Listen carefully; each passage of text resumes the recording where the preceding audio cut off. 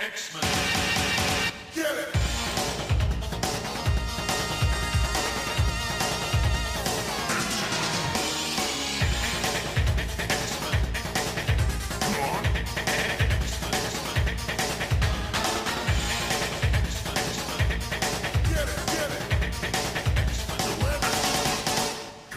Hey everyone, and welcome to another exciting episode of Battle of the Atom. This is, of course, your weekly X-Men podcast where I, Zach Jenkins, and my co-host Adam Rack go through 3 X-Men stories, and we put them on our big list from best to worst X-Men stories, trying to figure out what's the winners and what's the less than winners. Joining me for the longest break in the world is Adam Rack. Adam, how you doing, man?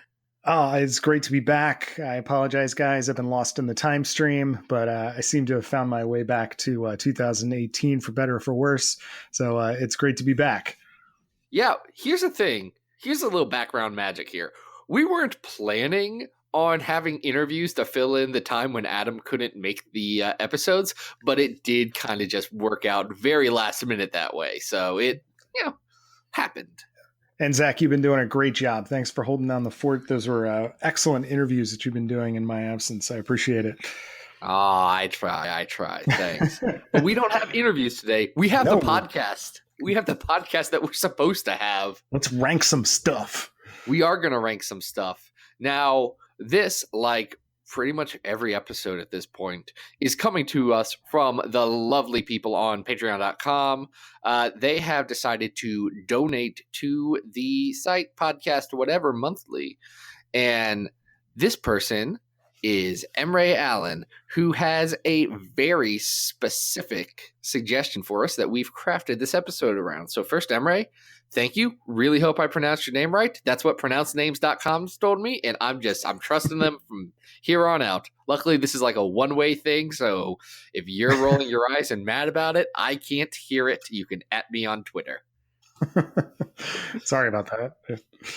Or we have nothing to apologize for. It's one of the two. We might not. So thank you. Perfect. Yeah. Congratulations. To us.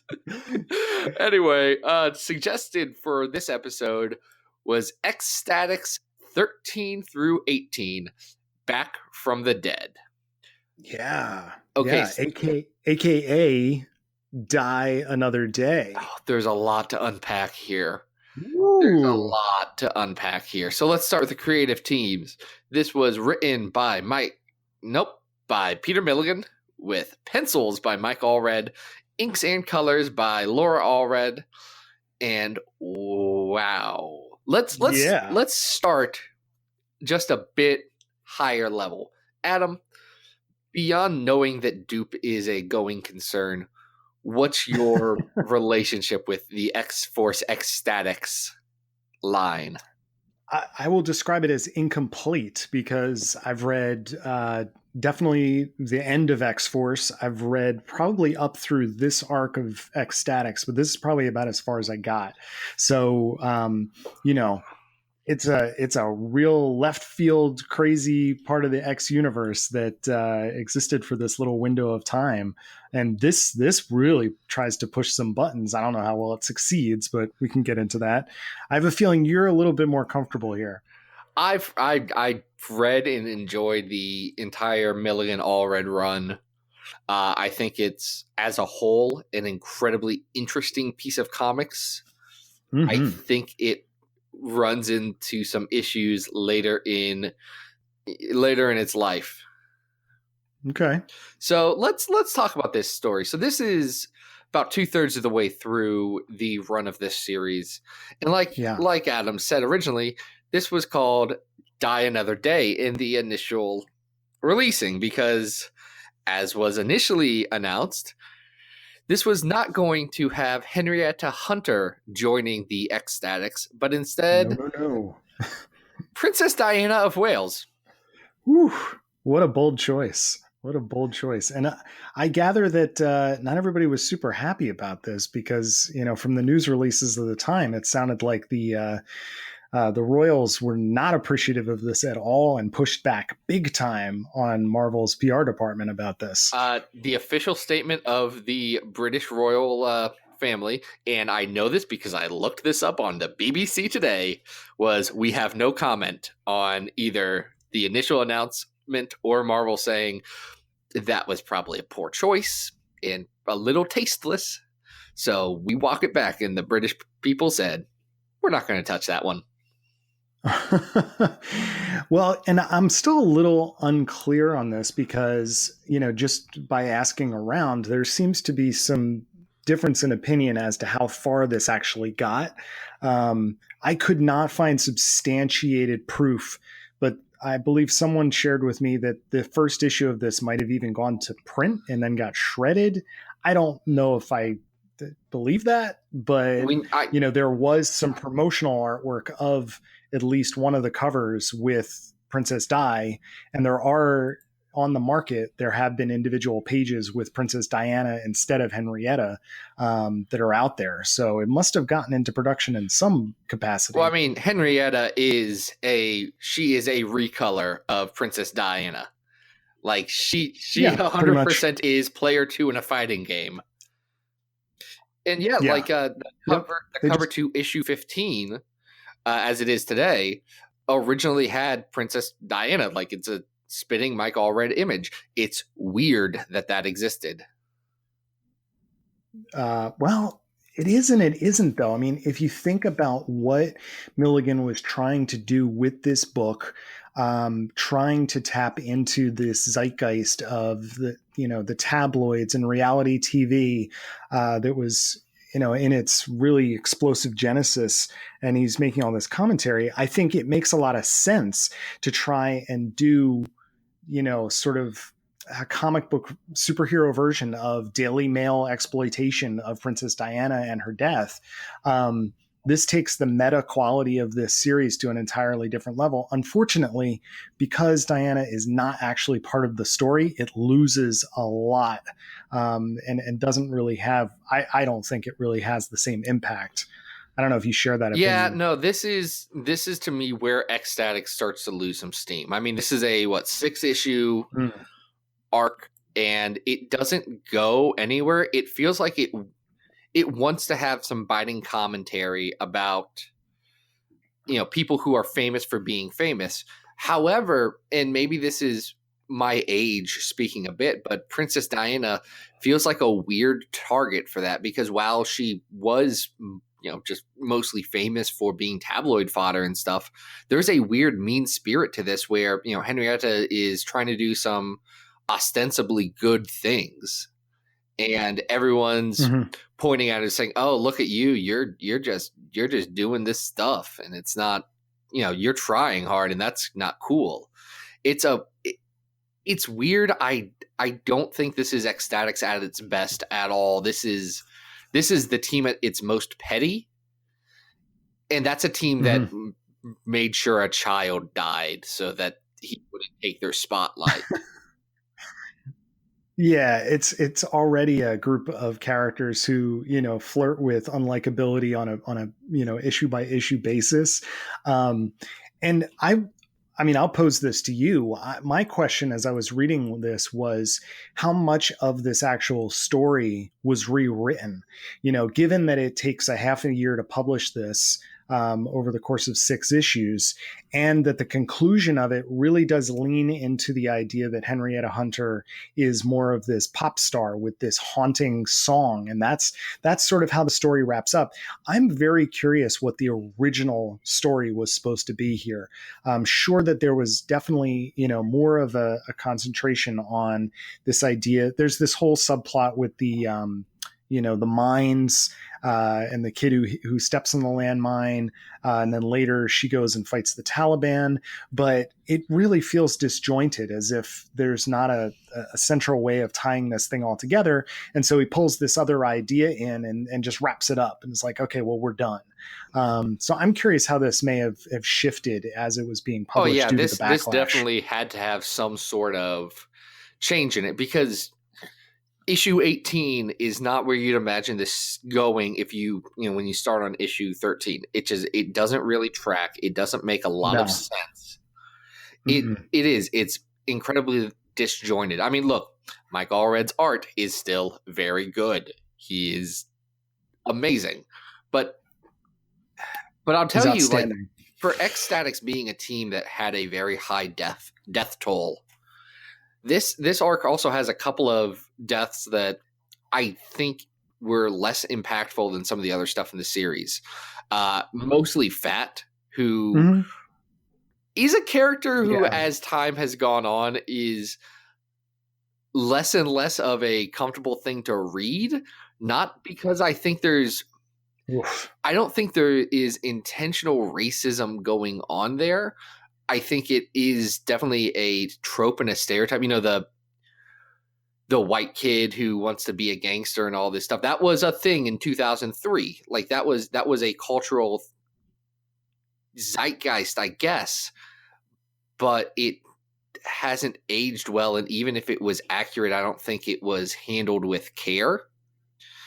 Because I don't think that Milligan was trying to say anything about that particular subculture or anything like that. I felt like, oh, look at this kid who, you know, wants to be, you know, a gangster and live in rap culture. Isn't that silly of him? Which feels odd. Well, and just from what I've read of X-Force X-Statix, you know, Milligan's commentary on race, particularly with his African American characters, what he has to say with Fat, you know, it's a mixed bag. You know, he's coming at it from a white British perspective. You know, I don't know that I'm, you know, and I'm speaking about this as a, you know, an East Coast white liberal guy, but you know, it doesn't seem to really line up. It doesn't make for bad writing in a lot of places, but I agree that there are things that he tackles in his writing, and sometimes they land and sometimes they don't. Yeah, but back to the deaths, you're right. I mean, some of these things just seem kind of arbitrary here, whereas elsewhere in the series they made it. Because like Fat was around since the second issue. He was a pretty big part, and he had a big romance subplot with Vivisector, which I have not revisited in the last couple of years, and I can't imagine that was handled with a lot of care. Well, it's a very, like, you know, glancing thing that's happening in the background. But yeah, those are the kind of things that Milligan is toying around with. And like we said, sometimes these things succeed and sometimes they don't. I think this is where you could start to see the book maybe lose a little bit of its focus and a little bit of its edge as it tries to get really super bitey and savage, but it doesn't have its target. You know, so it has to deflect into other areas, and, you know, I don't think it lands as well. Yeah, I think you're right, because when X-Statix works well, it's poking fun at stuff, but it's poking fun at its own characters.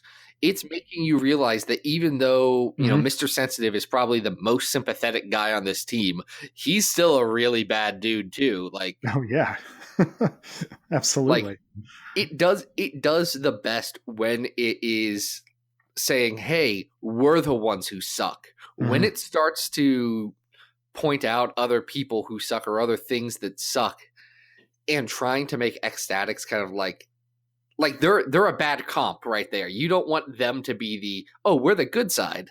Right. Yeah, then it doesn't work as well, right? Right.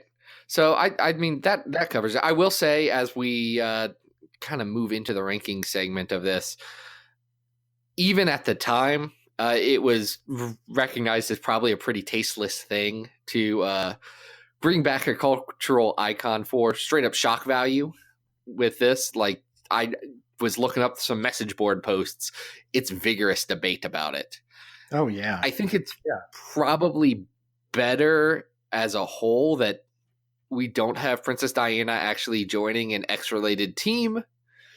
But it doesn't make this story great. This is among the weakest parts of X-Statix, which is a run I generally enjoy. Yeah, I like the other stuff a lot better than this. So where would you put this on our list?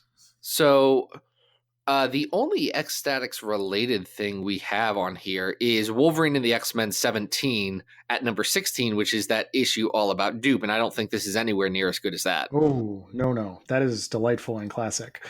I think this is full of missteps. So I'm going a lot lower on this, I think.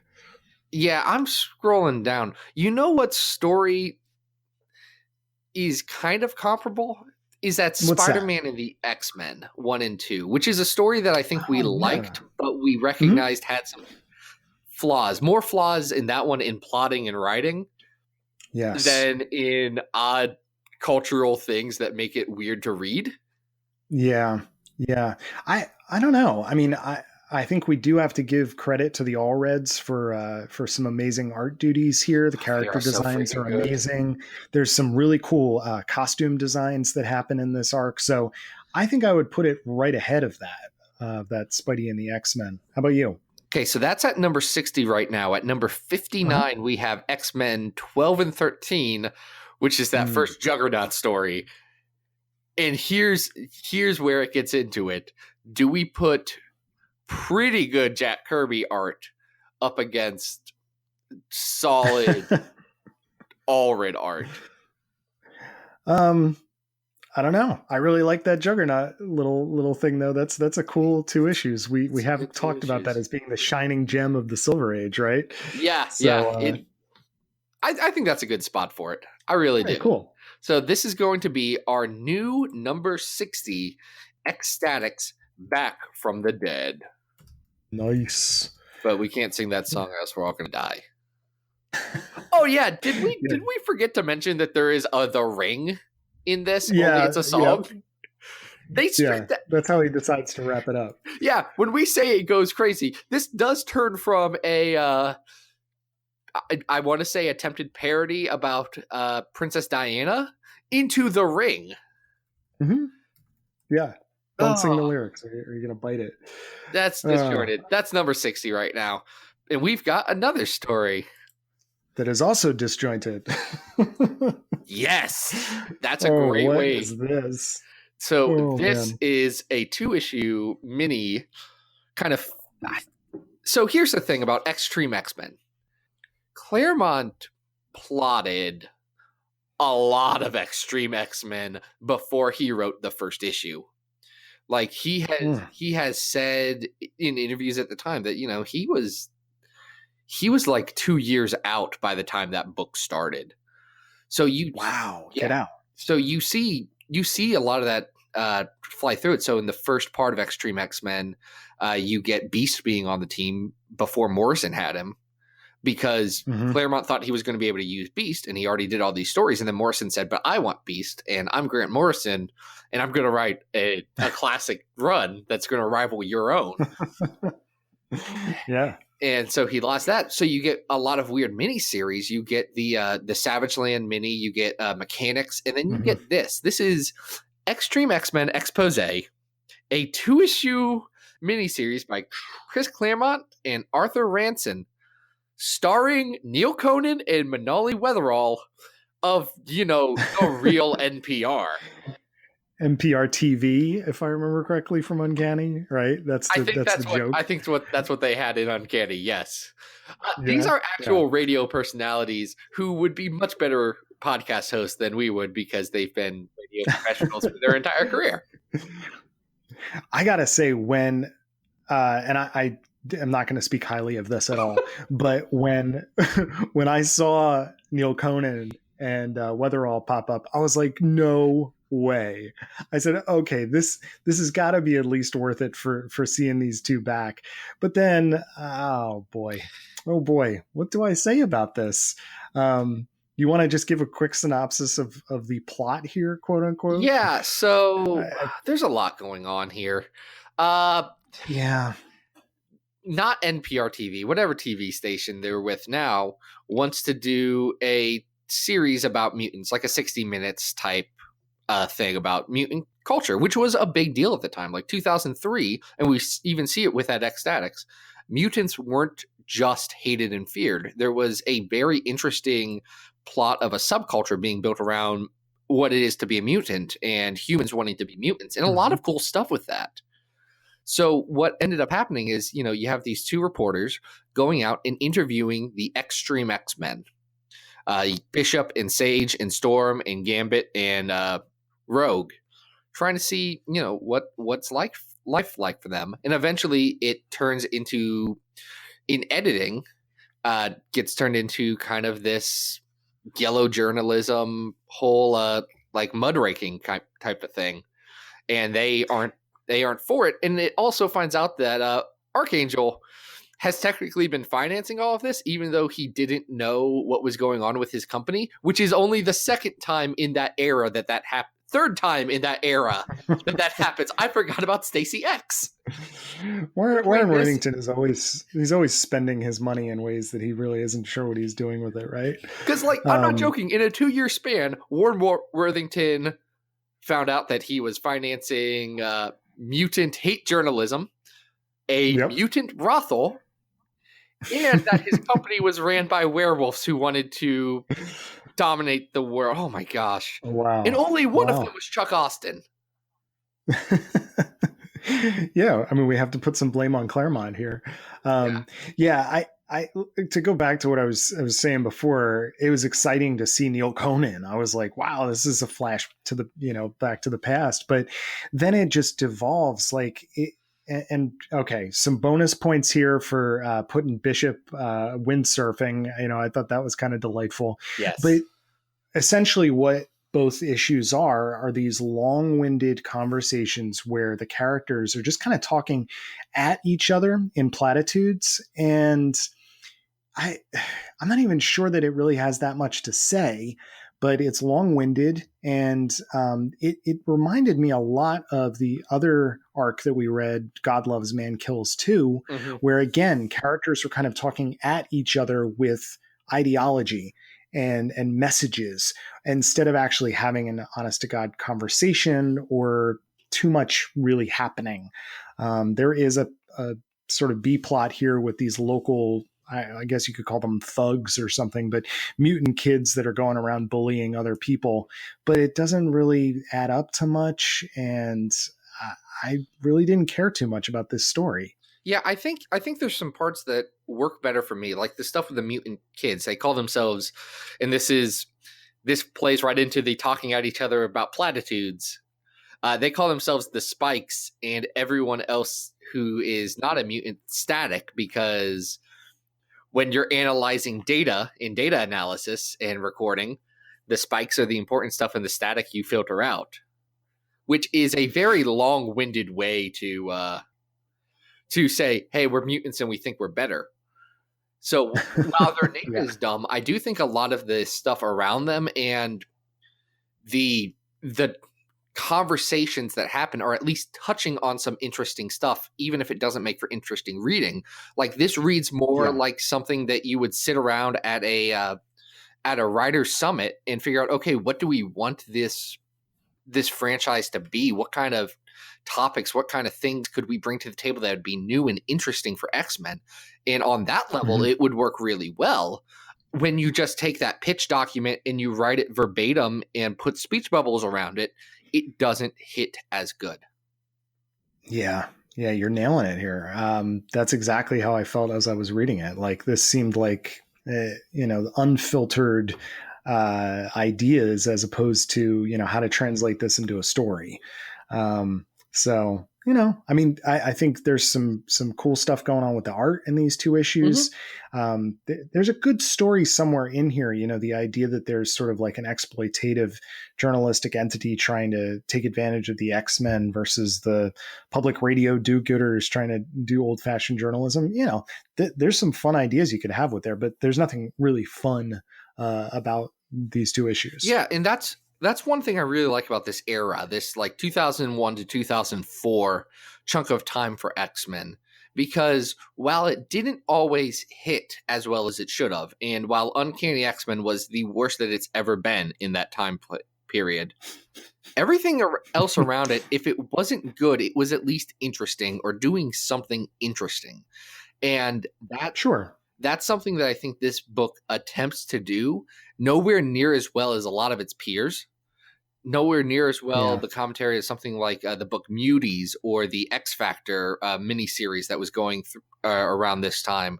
But it does try to do something new and different. This is Claremont having written X-Men on and off for 20 to 30 years at this point, he's at least trying something new, and I appreciate that. It doesn't make it great. No. And I think this highlighted more than anything, we see occasionally this big fan push, like, gotta bring Claremont back. And I'm like, well, yeah, I guess if we were going to get another Dark Phoenix saga, but I wonder if we would get more of this. That might be my personal prejudice, but bringing Claremont back's never worked. It sort of floats like straight up. We've done it a lot. It's never worked. If you want to bring Claremont back, you bring him back on something like an X-Men Unlimited, where it is an anthology where he gets to write whatever X-Men story he wants, using whatever weird characters he wants to tell whatever character piece he wants with the characters. But you can't let him own the franchise anymore, because what Chris Claremont wants out of X-Men nowadays is not what you want out of X-Men. And that's an unfortunate truth that I think a lot of people just kind of have to come to terms with. Yeah. In terms of ranking this, I'm looking, and I'm going kind of low here, but I was kind of looking around No More Humans, something that again seemed like it had something to say, but we weren't so super satisfied with the story quality of it. I know you like that a lot better than I did.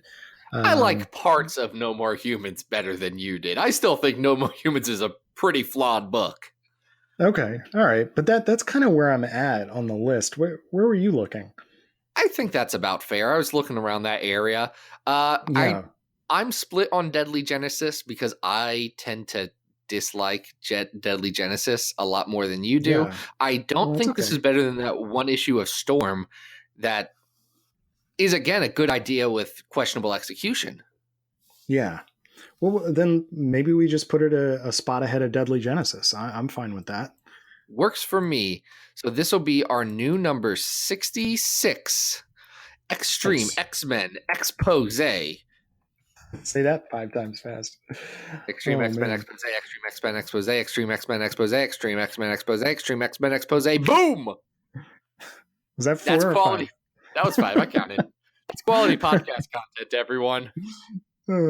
Well, I may not have liked that last story very much, but I will say I absolutely adore the next issue that we're going to talk about, which interesting. Is Uncanny X-Men Volume 3, number 35, aka that Goldballs issue. Yeah, I think this has an actual name, but I don't know what it is. I have to go back. I've already not looked at it. It's already packed away in the long boxes. I'm not pulling it back out. That's okay. It's that Goldballs issue. Yeah, and I think if you were reading at that time, you know exactly what we're talking about. Yeah, this one is written by Brian Michael Bendis with pencils by Valerio Schiti and colors by Richard Azanova. This is an interesting issue because this is the Cyclops X-Men kids. So Goldballs, Hijack, the Cuckoos, Triage, Morph, and yeah, that's it. Kind of doing a mutant thing. They just, at the end of the Bendis run, they kind of strike out on their own and decide, hey, let's be X-Men for a little bit. And they aren't bad. They stop. They're the hero squad, Zach. Yeah. I mean, they're pretty decent about it.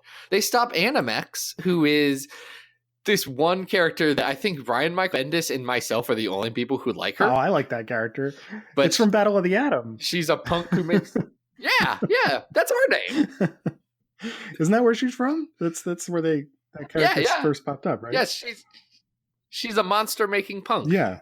With a racist dad. Yeah. It's interesting. Essentially, they stop her from taking over something, and Goldballs saves the day while screaming Goldballs, and then Goldballs becomes famous. Yeah. Well, this is such I think this is a weird issue because it's kind of twofold. It's almost like a pitch issue for a new series that never ended up happening. Within one issue, you have a team pop out of nowhere of characters that I don't know. I loved this lineup. They go on an adventure, they succeed. One of their heroes becomes really famous, but then by the end of the issue, the team disbands, and they just sort of like disqualify themselves and take themselves out of action. So I don't know. It's a very strange sort of set them up, knock them down, wrap it up real quick kind of thing. Well, it does even more than that. Like, it gives them a base. Yep. It gives them like a mission statement. It gives the team a lot. And considering the team doesn't even appear for like the first 6 pages, that's a lot to do in 14 pages. Yeah. That's a lot. Yeah. It sets them up in the abandoned Hellfire Club. And then really does a lot with Goldballs, because not only does he become famous, but then there's the double standard, because when people start figuring out that, he's a mutant, they don't accept his fame, so it starts to get into a little bit of what the Marvel Universe double standard is of, versus an Avenger versus an X-Man, which I think is an interesting concept to explore. I think it's an interesting concept to explore, but like everything else in this issue, I don't think it's given enough space. It's rushed. Yeah, this is a very quick issue, and there's a lot of really good ideas. Bendis is throwing a lot of interesting stuff at the wall, and just I think he's hoping to get it out there. And I know in our next episode we're going to be talking a bit more about Bendis's run, especially near the end of it, and we'll touch on this better. But I think there's a lot of stuff near the end of his run that he realized pretty late that he was going to be off the book, and he had so many things that he said, well, I have to do all of this. Yeah, this feels a little checklisty, in a very satisfying way, I will say, just because I really enjoy these characters. And I will just put a little plug in that I would love to see someone doing something with Hijack, post Secret Wars, because I think he popped up in the background of Gen X, but I don't know that he's been in any of the other books. Really fun character. Anyway, but you're absolutely right. Like, and we're gonna touch on this a little bit more in the next episode. But there was this confluence of crossover stuff where we had Original Sin going into Axis, going immediately into Hickman's Secret Wars stuff, where it was kind of like, well, what's even going on? Like, the solicits, the covers are not matching the interiors of the books. You have multiple issues saying to be concluded in Uncanny 600. So, there's a sort of a mishmash of what's going on continuity wise here. Yeah. And I have just a quick plug. I have a grand unified theory about this that we will get into next episode. But sticking with Goldballs, he is delightful, and I do like that he gets a chance to get this this showcase, because it's a kind of character where you might have just taken for granted as a one note joke. But I think there's some interesting stuff going on here that's fun, and the art is beautiful. Valeria does an amazing job on this. It's gorgeous. Yeah, the art's great. I think Bendis has a great voice for these characters, even if on a plotting standpoint, it's rushed, which normally isn't the Bendis problem. Right. No. Usually, I can imagine this being stretched out to, like a 4-issue arc where these kids get to go out on some solo adventures and then realize, maybe we've got to reel it in a little bit. We never got to see that. Yeah. So it's a bit unfortunate. But end of the day, I like this. Where do you think this goes on our big old list?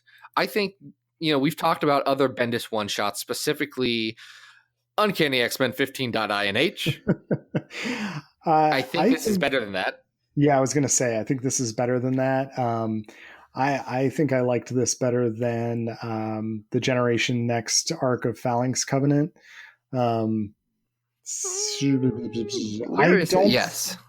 Yeah, I know you're a big fan of Uncanny 245 Men. It's probably about on par with Men. Like, yeah, I don't think it's much worse than Men. How about that? Okay. Yeah. Is it better than the What If X-Men Stayed in Asgard? Which is a really cool, comprehensive, like wrap up of all those storylines. Okay. I know it's not.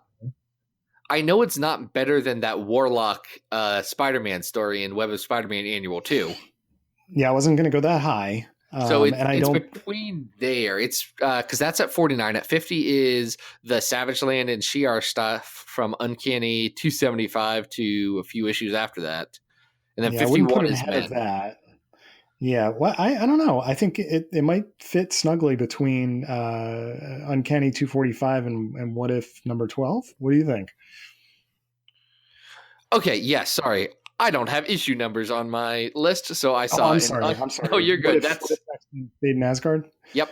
So And Men is 51. So this, I think, can be a good number, new number 52. So our new number 52, Uncanny X-Men, Volume 3, number 35, that Goldballs issue. that Goldballs issue. Man, if anyone goes onto our episode notes or onto XavierFiles.com to the Battle of the Atom section and looks at the big old master ranking list and just sees that Goldballs issue, they will be very confused or know exactly what we're talking about. They'll know what we're talking about. They're going to be excited about it. I hope they're excited about it because I was excited about this episode, and now it's done. Oh, good stuff. Yeah. Good stuff. We've got 81 great stories on this ever-expanding list of every X-Men story ever, and we're just keeping on adding to them. Yeah, and just like everything else on this podcast, it was supported by Emre Allen on Patreon.com. If you want to join the Merry Marvel Marching Society of my Patreon, our Patreon, the Patreon that all of you support, you can go over to patreon.com/XavierFiles at the $2 a month level. You can get an interesting reward where you select a X-Men story and we craft an entire episode around it. So that'll be fun. Thanks to all of our patrons. If you can't support the show monetarily, and I get it, I can't support everything I like on the internet with my money. Just, maybe leave a rating review or say hi to us on Twitter. I'm at Xavier Files, or on my website, XavierFiles.com, where I have weekly updates about different X-Men characters and where this episode thing is posted. I think as this goes up, I will have just written about Jean Grey, who is nice. Very interesting. Yeah, I got to write that still. I'm going to be on a. You're going to do fine. I'm going to be on a plane a lot later this week, so I just expect to spend that time talking about how the Phoenix will rise from the ashes. Nice. Oh, hey Adam, where can people find you online? Well, guys, you can always find me on Twitter at Arthur Stacy. New pages of Bish and Jubes are available every Monday at adamrec.tumblr.com. And I don't know, Zach, do you want to plug the zine while we're here? I do want to plug the zine while we're here. So right now, as this goes up, we will still be accepting pre-orders for the Xavier Files zine, which is this amazing fan project that has come together with so cool. So many of the coolest people working in, I say working in like they're doing anything. People who are fans of X-Men who also make stuff. Yeah. So we've got exciting things like a papercraft version of Cyclops' visor. Beautiful pinup art. Great articles. Some amazing comics. And you will finally get the official Xavier Files definitive ranking of every X-Men animated series. Number 2 may surprise you. And I just want to also note that Zach may have convinced me somehow to make Garfield comic strips that are starring Maggot. I love it so much. It's so good. Guys, like the digital copy is free. The print copy right now is posted at $10, and that is just to cover the 32 pages of glossy paper in color that we are shipping out to you. And that is what Staples.com said I should budget for this with shipping and all that stuff. So this is essentially at cost. So go ahead and take a look at it. If you pre-order, you also get the mini Uncanny X Memes zine from No Context X-Men, friend of the show, Thomas Cummins. And he sent me the proofs of that. It's very good too. It's a mix of Oh man, I'm so excited about it's this. a mix of bad X-Men jokes and bad RuPaul Drag Race jokes, which has a surprising overlap in X-Men fandom. I don't think that's that surprising. That's not surprising I at all. don't get logo, so I have not watched RuPaul's Drag Race. And at this point, it Okay. feels like there's a lot of it, and I'd have to catch up. So, Yeah, probably. anyway, All right. So make sure you're getting that, guys. That's going to be amazing. yes. Beyond all that, thanks everyone. Next week we have an exciting episode based around the last will and testament of Charles Xavier. Till then, this has been Battle of the Atom. We hope you survived the experience. Get it!